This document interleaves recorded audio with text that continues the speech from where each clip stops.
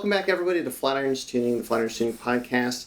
We're here today because we have had a few conversations around the shop, actually, about a topic that we wanted to capture and bring out to you so we could get your opinion on it as well, the question is, are Subarus now becoming collectors' cars? And there's a number of reasons why this kind of has come to mind, but a big part of it is just what, like, older, let's say lower mileage Subarus are starting to go for. There was a point where, like the early WRXs, the Bug Eyes, and stuff, were worth darn near nothing. Yeah. $2,000-$3,000. Yeah, $2,000-$3,000. Very, very little money. And I think if they're super high mileage cars, if they're really beat, yeah, you're still going to find them for like a couple grand. That's what I paid 3 years ago for a 03 WRX that had hail damage and a cigarette interior, but the drivetrain was good, so that's what's in my GC now. Yeah. So they're still out there, but it seems like they're becoming harder and harder to find at that kind of a price point. Absolutely. Yeah. STIs, as soon as Subaru announced that they were not making any new STIs, like there was no 2022, all of a sudden, nearly overnight, STI prices pretty much across the board went up. And GCs. I mean, GCs, it's harder and harder to find good examples. Not even an RS, just a GC. No, just a GC, absolutely. Yeah, it's almost impossible.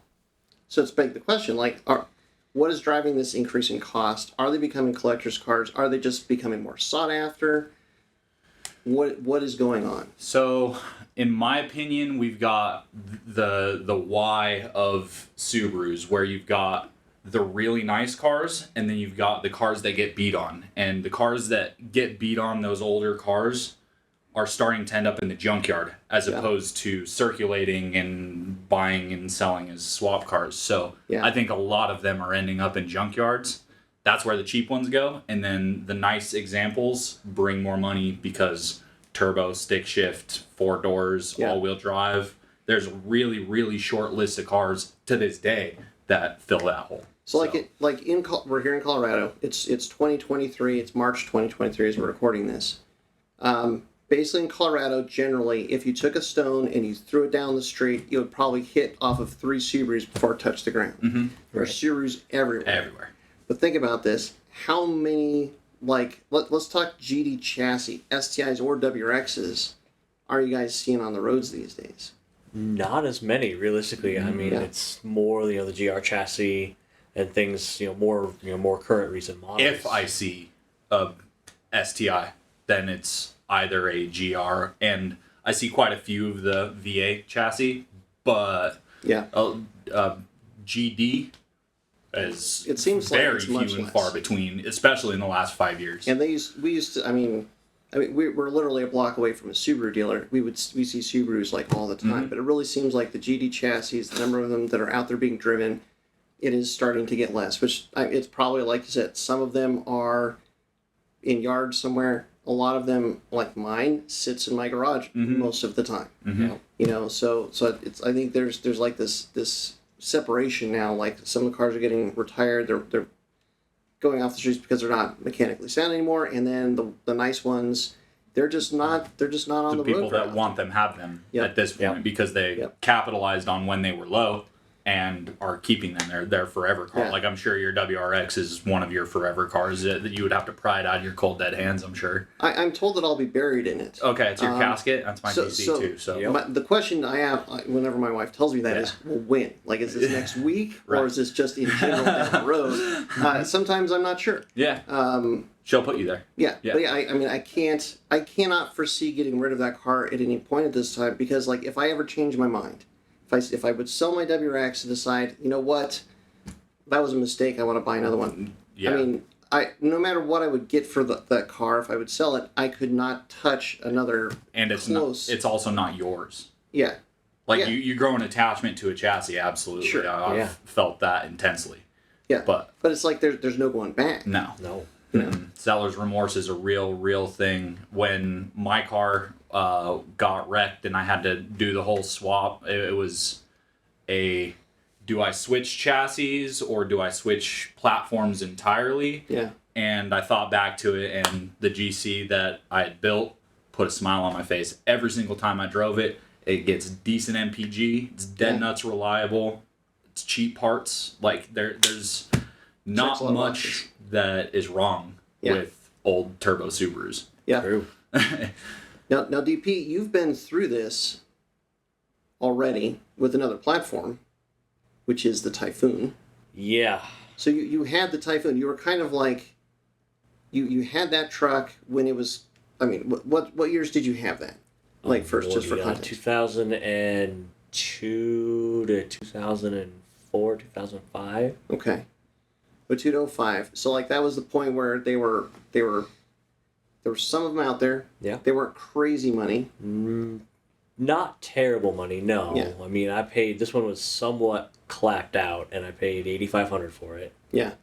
And then, unfortunately, lost a turbo and put a turbo in it because I liked it, and then I lost a tranny, and so I put a tranny in it because I still really liked it.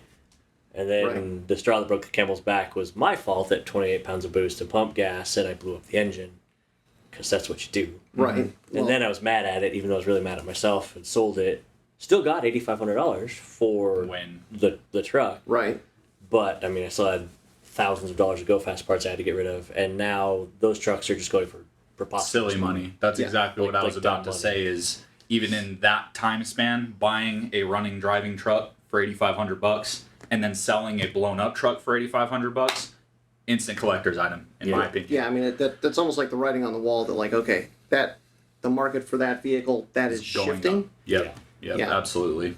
The other thing that I feel like is, I mean, maybe we're starting to see like a little bit of parallels to it. It's what happened with the NSX. Mm-hmm. So I distinctly remember when the market went downturn the first time in 2007, 2008.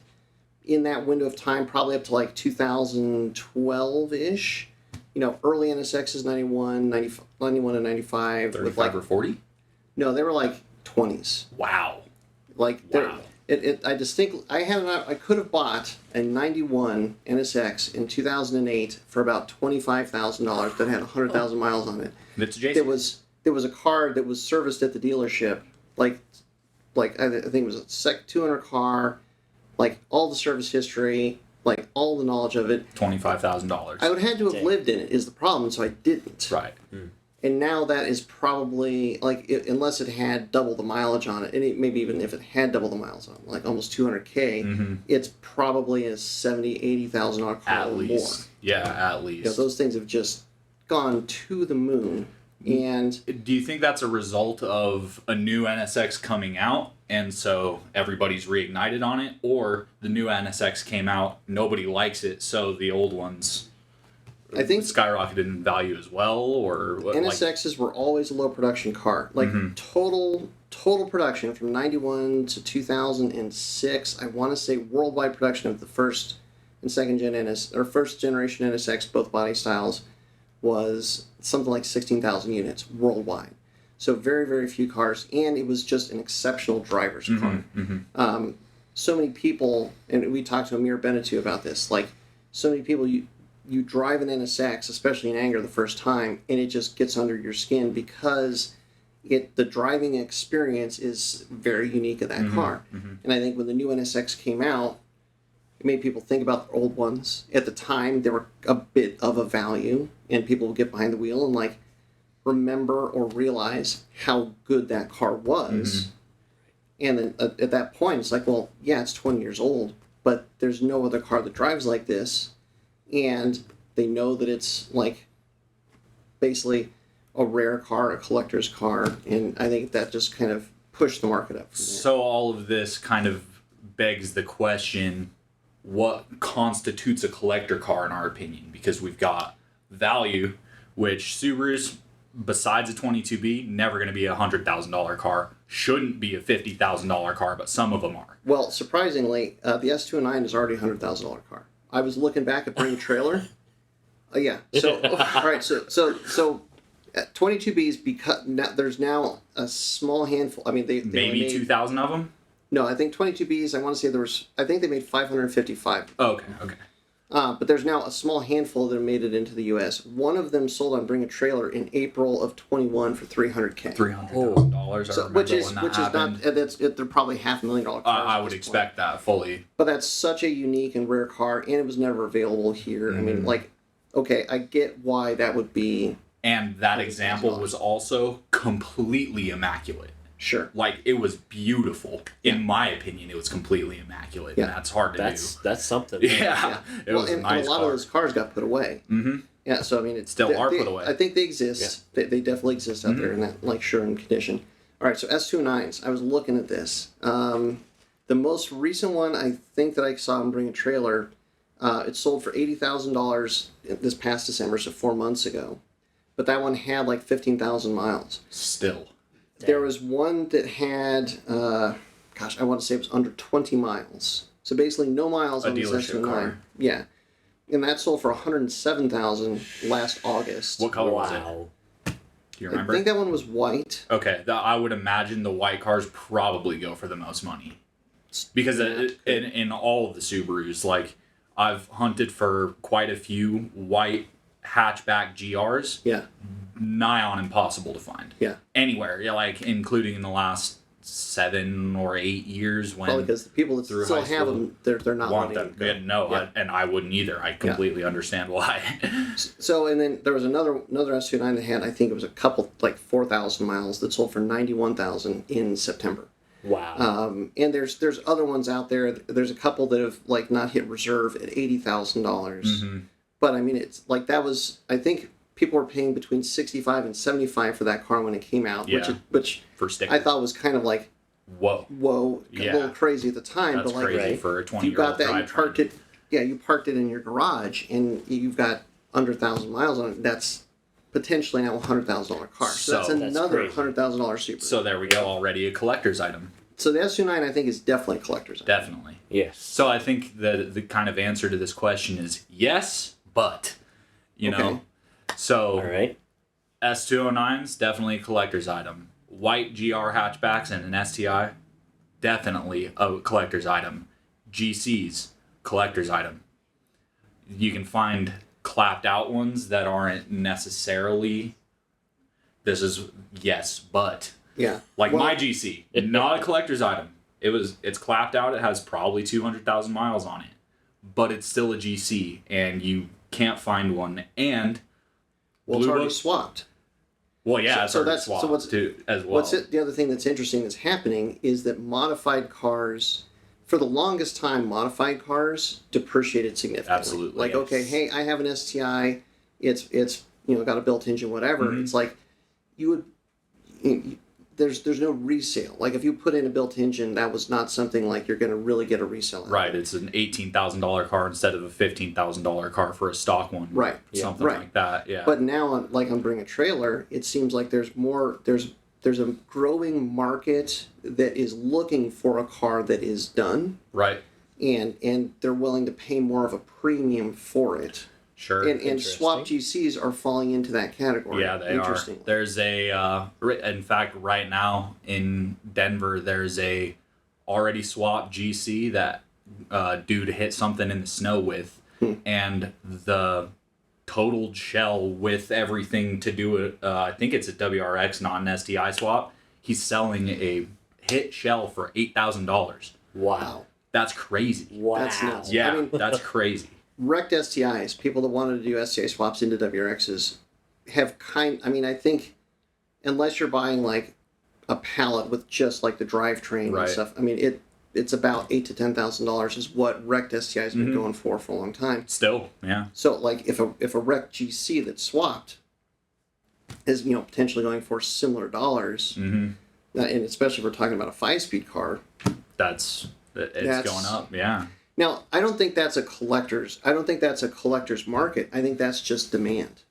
That's the demand for that type of car, the demand for a swap GC where like people now have a decent appreciation for the amount of time and money spent to get Knowledge. the car to that point. Right. Like, yeah. okay, if I can get this, like if it has a usable wiring harness that I can then swap into another GC, and it's got all the turbo bits and stuff that I need, that's worth $8,000. Oh, that's absolutely because it's going to worth cost you. $8,000. You get your GC, you're going to have to find a donor car, and then you're going to have to do the harness merge or whatever. And that's going to cost you more than $8,000. And then on top of that, with every build, and even with a GC, there are teething problems. Yeah. And when you can buy a running driving car, those teething problems are already sorted. Yeah. I spent 6 months getting my teething problems sorted out when I originally built the car. And then when I re-swapped into a new chassis, it was sorted out and took me all of like a month while I still had a day job. So the more and more people that are appreciative of what it takes to get even a wrecked car to that point, that's where there's a better appreciation for the value there. Whereas like a swap GC that was wrecked, I mean, you go 3 or 4 years ago even, it was worth maybe what, a couple grand. The thing is, I bought my 01 RS. That was a stick shift car, a sedan, unfortunately, but in 2015 when I bought it, I paid $3,000. I've never seen another RS be anything below $6,000. If it's an actual RS, yeah, absolutely not. Yeah. The RSs, because there's less of the non-turbo RSs, like the 2000, 2001 RSs, than there were WRXs, like GD WRXs, by a long way. Yeah, they're rare. So like there was a period where the RSs were worth a lot more money, especially if they had good interiors. The was it a moonroof or something? Yeah, the sunroof. The sunroof. Yeah. Than the WRXs were. I think it's kind of on parity now. Every RS has a sunroof. Every RS. Sorry. If it works. Right. It's if it works, then it's worth money. Right. Because they break a lot. And they usually break halfway up, which is fun. Oh.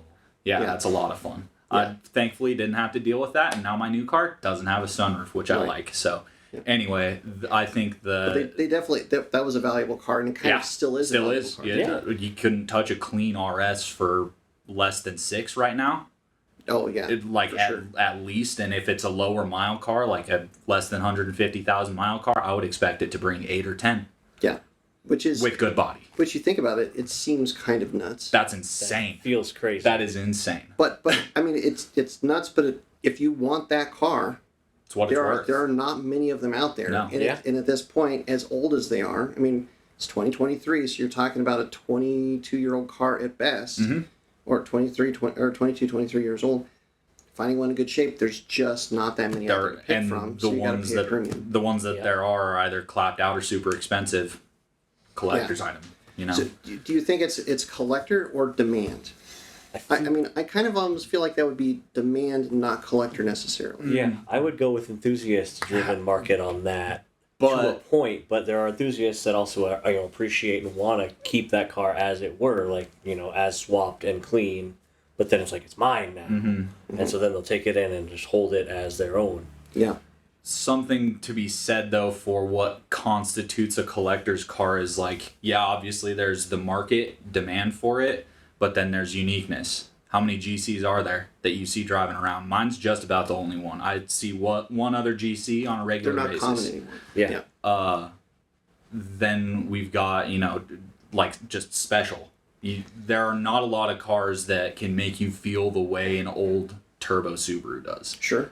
And money per how well it drives, it's also near unmatched. Like old Subarus drive so good. And I've driven new cars. Like I like them better than GTRs. I like them better than most Porsches that I've driven. Like they just feel better in my hands tactically. Safe to say that it gets under people's skin. Exactly. There's definitely a slice of, especially of Subaru enthusiasts, that you get behind the wheel of a GC because of the size. It's a small car. It's a nimble car. It's a light car. It's a very very direct connection with the steering. Yeah. It's like the NSX. You get in the car, you drive the car, it gets under your skin, and then that's what you have to have. Right, and then you get in a GC versus a GD. Feels completely different, even if it's got the same drivetrain. Like it's completely different tactically. Yeah. So, well, so here's the other wrinkle with the GCs that's really interesting. Importing cars is now a thing, and we're seeing more and more of it. So, like we're talking about how rare GCs are. Well, now the rarest of the rare, the cars that were not over here, now people are starting to be able to import them, and they're getting them in. So we're talking about the right-hand drive version 1, 2, 3, WRXs and STIs, because now you can import up to 1998 Right. in this year. Right. So we're really starting to get into like the real good pinnacle late. of the GC chassis that you can actually import, like 22B, of course, but Sure. probably nobody listening to this podcast is going to have one of those necessarily. But like so many of these but so many of these cool GC chassis are now becoming available, and there are so many of the rare Specs. of the WRX and the STI that are popping up, that are coming over, and I mean, people are paying 15 to 20 high is what I'm seeing. teens to 20 to low to mid 20s. Yeah, that's what I'm For a seeing. lot as of these well. cars, but then the rare ones are starting to go for more. Like, you can get an STI Type RA now. Yep. You can bring in an STI Type RA. Some of these early GCs GC STIs that had the 5-speed but with the DC CD. Yeah. We had a customer that drove through. He picked it up, was driving it home to California, drove through and stopped by, and had the 5-speed DC CD. Super cool, So super cool. clean. So cool. Yeah. And I mean, that's a dream car to me. Those prices are not driven by demand. Like, that is a collector's driving force for the price of those cars. Sure. Yeah. I think we won't see a dip in the market in those in any turbo Subaru. I don't think we're going to see a dip in the market for a long time. Even with those new GCs coming in, those are going to be the ones that bring the money, because Japanese cars always cleaner than American cars. Always. Yep. Yep. The drivetrain, I think there's less value in it because all the Japanese stuff is specific and I think more the difficult value to of get it- parts for. With those cars, it's just the fact that it is that car. I don't think people are going to buy those cars to bring them in and then modify them and turn them into anything. People are going to. Well, okay, you, Wyatt. you might. But I think generally, like somebody that's going to get an STI Type RA and import it, they want to keep it an STI Type RA. Right. It's not probably going to be a daily driver. It's because they want that GC STI Type RA that was never over here, that they drove in Gran Turismo. That's the car that they loved. Yeah. And they really are different than anything else you would see over here. Even the guys that have the GCs that have turbo swapped them, they're trying to make an Type RA replica. To see a real one and then see the guys that are doing trying to do the replicas are good, but like the actual Type RA, like it's on another Real level. steel is something else. Yeah. Absolutely. Exactly. The the Japanese cars, like I said, are always cleaner. I want to import a coupe because you can't find a coupe in the US. Yeah. And then cut it up and make it awesome. Collector's car at that point, no. But heavily modified show car, Yeah. that's what I've wanted to build since I was 13, sitting in the back of my science class, Yeah. talking with a friend Yeah. about Subarus.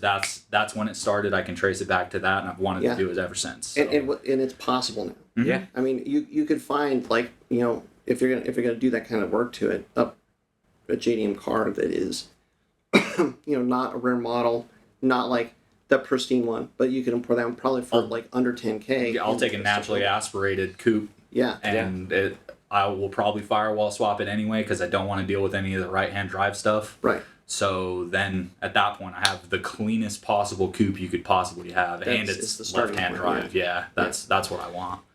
How much, the other factor here, now knowing that all these cars are being imported, and there's certainly a collector's market that is driving these cars being imported and kind of the value of these cars that are being imported. What do you think the impact is of other JDM cars that also can be imported now that are being, obviously the big one is something like Skyline, but like Silvia's, to a lesser extent, like RX-7s, Supras, those are all cars that are now able to be imported. People are importing them. But because there's more and more of a demand, like Skyline specifically, have gone way, way up in cost. There was a point where like an R32, an early R32 Skyline, when they were first eligible to be imported, they were, $20,000-$25,000 cars. Now they're like $30,000, $35,000, $40,000 cars. You want a nice one, it's more than 50. that. Yeah. Yeah. Absolutely. So the price is going up. Sure. It's is you're looking at the pool of cars. Like, let's say you're of that age where you got hooked on Gran Turismo 1 when it first came out, played it a ton. You had like 5 cars you just loved driving that you were very attached to, Right. that are all now able to be imported. He's that age. I am that age. Say, John looked at me. I'm like, yeah, yep, I know. But you start looking like, all right, NSX, yeah, unobtainium. Skyline, largely unobtainium. And so you just kind of start whittling your way down to, like, Supras, largely unobtainium. Mm-hmm. Yeah. I mean, they're just becoming so expensive, the Mark IVs. And it's kind of bringing Subarus up, because now, like, you've got some of these really top-tier, top-dollar cars that are just, you know, $50,000, $100,000 cars now. Okay, what does that leave? And Subarus are, like the STIs, are starting to, like, percolate to the top. Mm-hmm. Yeah. Mm-hmm. I think the popularity of importing cars since they've been eligible to import has exploded. Yes, It's gone absolutely. insane. Yes. Last night I was watching TV and saw the 7-Eleven commercial with the crazy yellow S14 and the orange NSX and like all these modified cars out in the parking lot. I was like, this is car culture happening right in front of our eyes. Yeah. Right. So the popularity in general has exploded. That's really driven the prices. Now I also think other cars are more popular because of Fast and Furious or whatever. Subarus have never really been featured heavily in a big movie like that. We got Baby Driver and we've got Fast and Furious 4, I think. The one right before they were hanging out in Brazil when they drove through the desert and there was the tunnel scene and all that. Yeah. But that was like an STI with a paint job that didn't have anything like wow done to it. Like, a 69 Charger with a big 871 sticking out of the hood. Like, that's a Fast and Furious car. Yep. But if you ask people to list off the cars from Fast and Furious, Subaru. Eclipse, Supra, Charger, Yeah. the Subaru is the bottom of the list. Right. Yeah, for sure. So I think the popularity of the rest of the cars drives all of their value way up, and Subarus I don't think are going to catch that anymore because they're so niche anyway. I think it's the Gran Turismo fan that is super attached to like Subarus versus like a Fast and Furious or movie fan. But like all of these things, I think what we're describing here, because it's these iconic cars, these dream cars that are now able to be imported, like that to me is the collector's market. The collector's market is what is moving that demographic of cars and driving those prices versus like a more pure enthusiast market, like somebody that wants to take it, turn it into something else or use it for something else. Sure. Yeah. The collectors are weird because there are people who like to leave their cars completely alone. Yeah. There are people who like to lightly modify their cars in ways that are reversible. My best friends are like that. They have a UK spec red Supra that has a scoop on the hood. Yeah. It is the ugliest thing I've ever seen. He's got his brother, my best friend, has a Nissan Stagea, and all the mods we're doing to him are reversible. Yeah. Like, it was a UK automatic Supra, and there's a T56 in it now. But we can go back to the automatic. And those kind of cars, because it's when you're talking about the collector's market, it's either the rarity, the scarcity, or the originality Right. that drives value. So yeah, like if it's the originality, you don't want to deviate too far from stock because you're going to be taking a big hit, and you might not even 5 years down the road, you might not even know how big of a hit you're going to take. Sure. By doing it. Just as a to the originality point on Bring a Trailer, 2 interesting WRX sales that grabbed my attention. One of them was a 2002 WRX with only 7,000 miles on it, sold for $39,000, which was I think January of this year. Sedan or wagon? Sedan. What color? This one I think was silver. Okay. If memory serves. That's interesting. Huh. Yeah, because certain specs would obviously be more desirable in Well, my it's opinion. super low miles, and then there was another 2003 very low miles that sold for $33,000. Dang. But it's very low miles, all original, of those like that the bug eye. What was the off the lot cost? Do you know? 2002 WRX I believe started at like 25. Okay, so with inflation, we'll call it a $28,000 or $30,000 car. Yeah, I mean Something it like that. probably for inflation it's probably Sure. corrected to what you would have paid. So this is going back to the yes, but Well, how does that car even? I mean, how does that car even exist? Because the first 2 years of WRX got sold out over here, and Right. almost everybody that bought them. I mean, I was in that flow of people by and large. It was their daily driver cars. We were driving them all the time. So like somebody that would have bought one of those cars and then just put it in the garage and never driven it. I mean, there's your scarcity. Like, Grandpa they're likes out going there. fast. And Sure. yeah, parked it. That's you know? only driven on Sundays. You Yeah, know? yeah, It's a church car. absolutely. Yeah, they're out there, but it's just like, man, of all the cars that were sold, it's just a sliver of what they were. And low numbers still on the bug eyes. In my opinion, I think they're low numbers. No, Oh, low mileage? no, low production number. Very high. Very Yeah, high. Both years, 2002, 2003, I believe in the U.S. there was 16,000 units sold per year. Okay, then what was it like with blob eyes? From that point on, I think it went down. It started to nose over. The internet will have to put you'll educate the us. peak years were 2002, 2003 for the sales, and then it came back in 15. All of a sudden in 15, because of the fuel economy and the big step up, that car scratched like a new itch for a new demographic, and so then that's where the sales really picked up. At that time in the car market, I think there was also kind of a vacuum for enthusiast cars, Yeah. especially turbo stick shift all-wheel drive cars. There was a real big vacuum, and not a lot of things filled that hole. Like we were seeing the end of the Evo right around then. And there still is a bit of a vacuum. Yeah, there is. So that's it's starting to be refilled. We've talked a lot about like the collectors market that's driving some of these prices. Yeah. I think I have a theory that the enthusiast market is also driving some of these increases because like you look at an STI and you want a project car, you want a track car, you want something that you can play with. What else is out there that would be comparable or even a step up from what an STI is, but for what money? Like you look at the Porsche market, Porsches have gone bananas Right. in the last like 5 or 6 years. Because everybody glows about them. and they're great cars. But there was a point where like let's say maybe 10 years ago, 2012, 2014, in this range, like especially 996 turbos.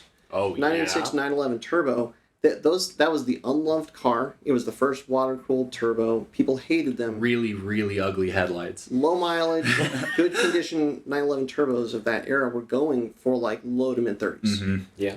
Now that's a $70,000 car up Right. For a clean one or for not, even a decent not like mileage. a track rat.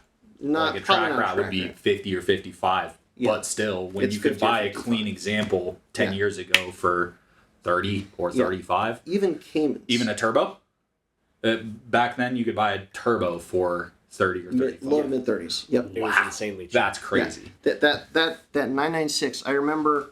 I basically started to wise up to the fact that was like the most affordable, attainable 911 turbo about 9 months after it was, and I realized that I had missed the boat. Yikes. Like all of a sudden, it's like this should be a $36,000, and it's 45. Oh, I've missed it. Yeah. Yeah. That's very unfortunate. And Yeah. wild how quickly a market can turn. And it's just Absolutely. done nothing but gone up. And all of the newer ones are just rocketing up still. And getting more expensive from the factory as well. Crazy expensive. Yeah, insanely Very expensive. Caymans are doing the same thing.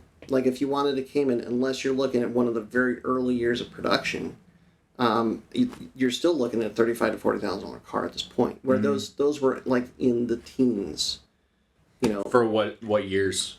like Like right after they stopped being ugly? I'm thinking the first generation Cayman, so not Yeah. the Boxer, Yeah. but so the Oh. Cayman. There's my problem. Well, because Okay. Boxers, convertibles, like Right. those were like the Boxer S was not as well thought of as the Cayman. because, Okay. You Yeah. know, the Cayman, the It's- hard top, it's got the more the better Boxer's the chassis. ugly one. Yeah. Yeah. And then But so like 07, 08 Okay. to 2010. that or body something style. like that. Sure. That's an interesting point that while you were going through that, I thought of is why is there a division between a collector and an enthusiast market? Why isn't it the market? Which as one a to do whole? with the car? You know, a Yeah. collector's car, like, all right, all right, there's a rumor that there's a guy in these parts that when the NSX first came out, he bought two of them, 291s. He put one in a warehouse and he never put a mile on it, and then he daily drove the other one for some, like, he got up to 100,000 miles, whatever. So, like, there's a rumor that somewhere in a warehouse out here, there's a 91 NSX with, like, 5 miles on it. Okay. Now, I'm sure that there's a handful of such cars out there. But at this point, like, all right, if somebody just drops the keys on this desk of a 5 mile, 10 mile 91 NSX, that's easily $120,000 car, Easily. Maybe more. And like it could be just like, and it'd be worth less if you washed all the dirt off of it first. Right. You can't do anything to that car.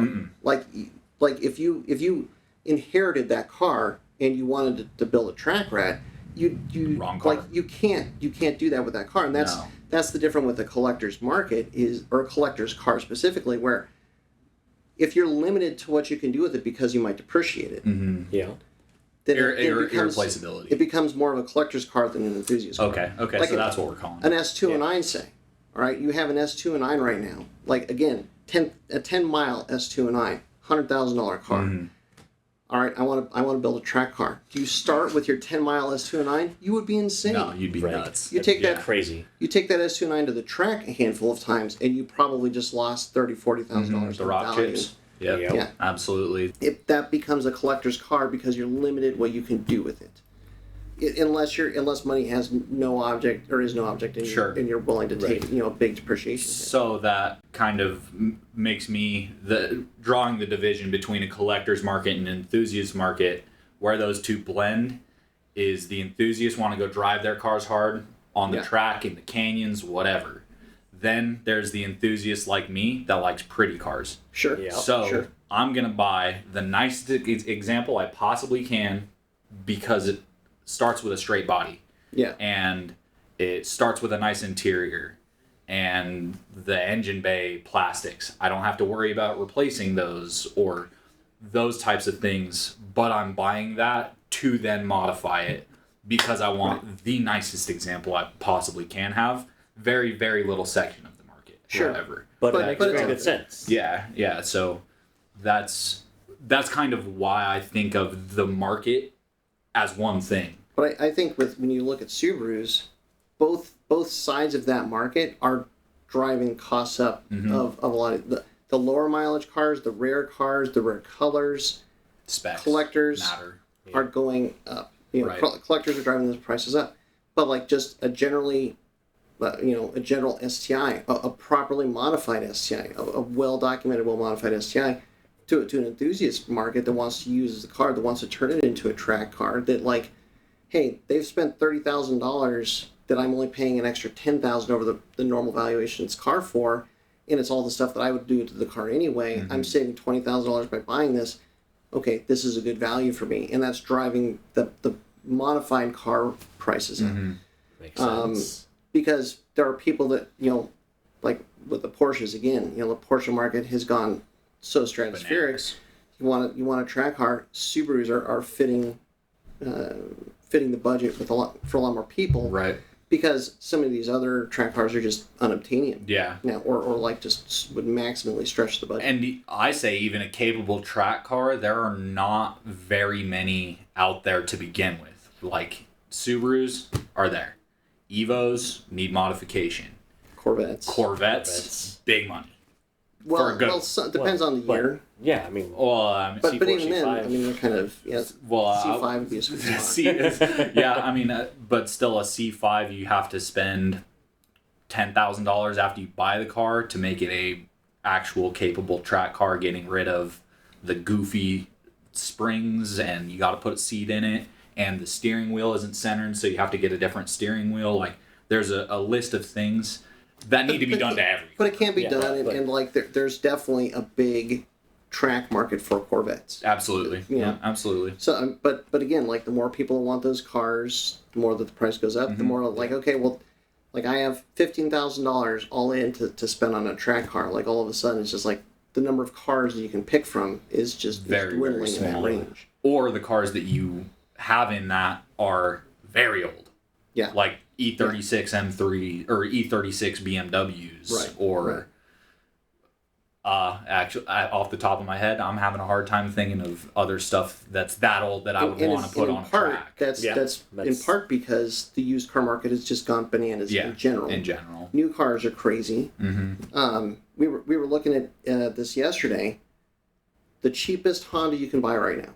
Like if you walked into a Honda dealership, I'm going to buy a new Honda. The cheapest Honda you can buy is a base Civic, and it's $25,000.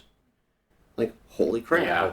The cheapest Toyota you can buy car is a Corolla, and it's like $22,000. Like, new cars are now, I mean, I'm not sure if there's anything under $20,000 that you could buy new. And like, if you want a fun car, a track car. Yeah. Definitely not anything worth driving is less than $25,000. All of a sudden, like the BRZ and the GT86, like that scratches more of an itch, or fills more of an itch than I really realized until I started looking like, okay, what is the landscape of just new cars in general? They're my favorite new car, including Ferrari and Koenigsegg and all the big stuff that I generally are like, I'm like, that's the car. If of I had, all of them, if I had to BRZ buy is a my new winner. car and it was something that I wanted to have fun with and take to the track, BRZ. BRZ wins. 100%. Absolutely. I mean, it's like, honestly, for the purchase price of that car, like that is actually a great value. Great value and great looking. Yeah. Man, that's a good looking car. Does look good. They look sweet. Yeah. Now, the engine, I'm on. I was on the first generation BRZs as well. They don't make any power. They feel so gutless. The new one, It's better. I haven't ridden It's in a new one, but since day one, I've wanted to put Nissan SR20 in the front one just because cool looks. Okay. Right. But in stock form or lightly modified, go take it to PPIR or a cone racing event. There's not much out there that's better. Even for WRX. That or Miata to take it to the track and like just have it be something that I just want to go out and turn laps. Yeah. Yep. Like that would be the car. If you just, it has to be new and it has to be a track car. That's probably it. Oh yeah, Miata and Supra. Well, Getting yeah, expensive. But then all of a sudden, like now you're 55. 55. Yeah, instead of 35. Yeah. Yeah. 32. Really? Yeah. If you can find one. If you can find one, If you and can like the GT86, I think is 28. The Toyota one. Right, but like why do they? Why? 4,000. Well, it's not quite as nice of an interior, but like. Oh, it's not? Just not just quite a as little nice bit. as the BRZ? Just a little bit. Just a little bit. I saw a GR Corolla at Cars and Coffee last month, and I looked at the interior and I was like, who came up with this? This is so cheap looking. What's a Corolla? But I also understand that full tilt track car and Corolla. So, And like Toyota has announced that because of demand, they're increasing production next year. yes. So like, okay, like that car, if they increase production and all of a sudden like you can get it even like, again, sign of the times, if you could just get it for sticker, if you don't have to pay like a $2,000, $5,000, $10,000 markup and you can just get it for sticker, that car is a crazy value. It is. Crazy that might- value, enthusiast wise and collector wise. You know what? I actually Yeah. saw one last night. I saw a white one. A white GR. My bad. it's I saw a Yaris at Cars and Yaris. Coffee from Mexico. He drove up from Dang. Mexico. He was super nice guy. Wow. But I But- should make that distinction. That would be a collector's car. yeah, thought of that's you. a yeah. Yeah, I thought of you when I saw it because I was like, that looks what it. And then I saw that it was a GR Corolla and it was white with black wheels, and I was like, That's cool. that was really cool. Yeah. And you know, I was driving the the $3,000 Prius mobile, and I was like, oh, Yeah. So, I mean, it seems like the collector's market is increasing for Subarus. I think that it's building. I don't think you could say that it isn't, but I mean, it's not, except for the very rare things like the S209, 22B, no mileage WRXs and STIs. It's not stratospheric No. yet. They're still attainable cars, which is, I think, is for enthusiasts, that's great. yeah. I think we're right on the front end of the market increasing, but I don't think it's going to be anywhere near as drastic as Skyline Supra, RX-7. I agree. Probably not, the because the other- rarity just isn't there. No, it's not. But I think that's a good thing for me as the enthusiast. That's a great thing. Yeah. Yeah. Now, me as the guy trying to sell a Subaru, not the greatest. But Right. I don't see them as the greatest investment. Like, if you're gonna invest in collector cars, don't do it with Subarus. Probably not. Yeah. Probably Not. Unless you have a long time to wait. Yeah. Because yeah, it's like, yeah, the guy that paid $35,000 for the 7,000 mile 2002 WRX. 5 years down the road, 10 years down the road, who is the buyer that's going to look at that car like, hey, it's still a 2002 WRX with 7,000 miles on it. It's now 10 years older. Is that now a $40,000 car? $45,000 car? Value goes down, in my opinion, knowing what I do mechanically. Cars sitting and not being driven that many miles. Well, that kind of rationale with these low mileage cars just doesn't seem to apply. What do you mean? Once you get a car that's low miles, it's all of a sudden the fact that it's low miles is the driving force of the Sure. value. And because again, it's like this, theoretical NSX in a warehouse out here somewhere that's got 5 miles on it. Like, it doesn't matter that it's a 91, so that would be 32 years old. Mm-hmm. That's never been driven. The value is it's got 5 miles on it. Sure, Yeah. that's understandable. That's just why it. You're probably never going to start it. You're just going to push it around. Yeah. I mean, that's probably just coming from my, if I'm gonna buy it, I'm gonna drive it That's mentality. It's the enthusiast. Yeah, definitely. Well, I'm in that same boat. Like, it seems like it would be a true shame, especially with a driver's car like an NSX, to Right. not drive it and just have it set somewhere.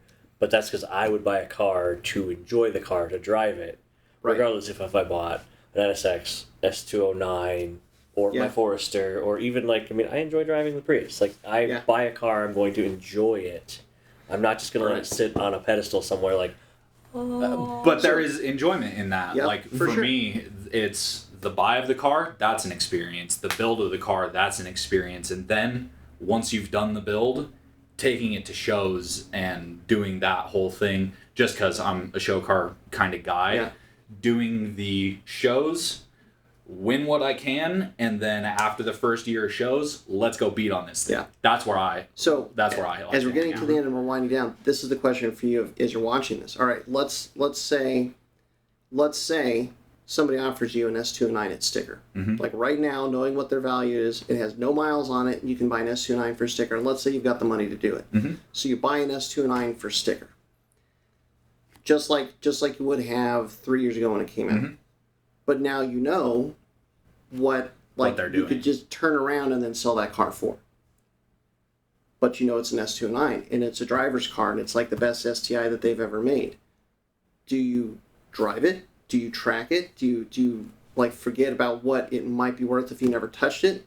Or do you put that one off to the side and just let it continue to do its thing? You drive it, you enjoy it. If you're me, I would drive it, I would take it to track days, I would have fun with it.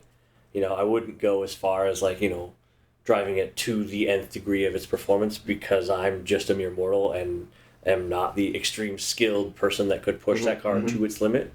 But I know that I could comfortably take it to a limit where I would enjoy it, and the car would get a good workout, and then just the same things as a normal track car. Oil change when I'm done, and go through everything and put it back for the next time I want to drive it. Yeah. So let us know what you think in the comments.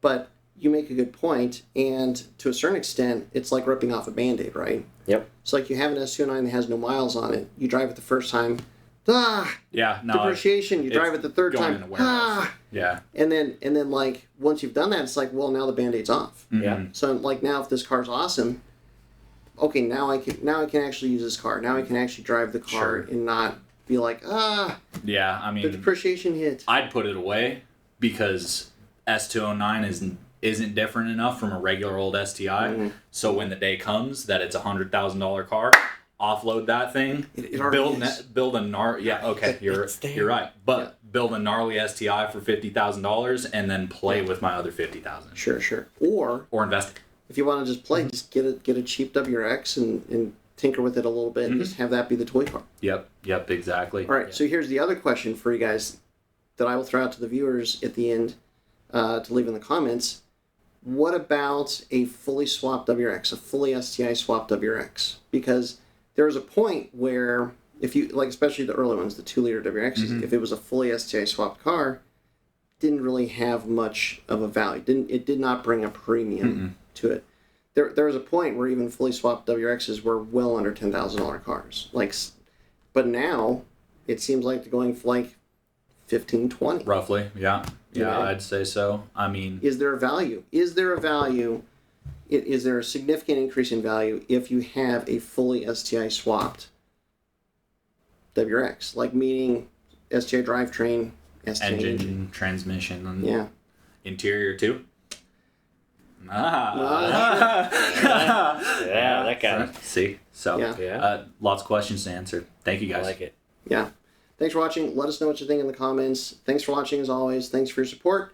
And until next time, stay tuned with tuned. Flatirons Tuning. Thanks everyone for tuning in to the Flatiron Syndicate Motorsports Podcast. Once again, we'd like to let you know that your support is what makes this show possible. Be sure to check out our online store at flatironstuning.com for any of your aftermarket or OEM Subaru parts needs. And as always, stay tuned with Flatirons Tuning.